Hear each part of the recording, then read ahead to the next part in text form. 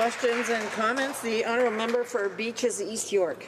Thanks very much, Madam Speaker, and I thank my colleague for her speech. About 12% of Canadians self-report using cannabis every year, but around 80% of Canadians say they use alcohol. 4.4 million Canadians are at risk of chronic health effects as a result of alcohol use. 3.1 million Canadians are at risk of immediate injury and harm. 3,000 Canadians are born every year because of alcohol fetal syndrome, spectrum disorder, I should say. And so my question to my colleague is this.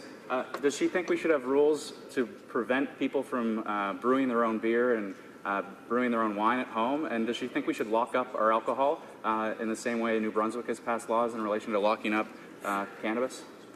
The honourable member for Calgary-Midnapore.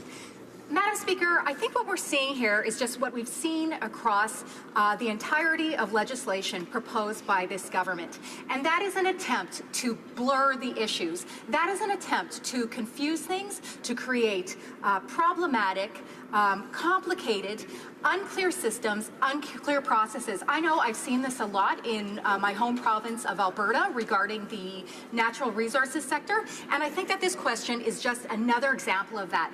Trying to blur the issues, trying to have one thing one way and another thing not the same.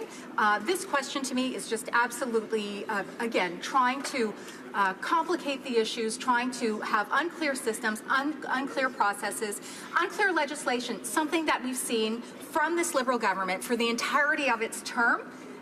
Though that's my response to that, Madam Speaker. Thank you very much. Questions and comments?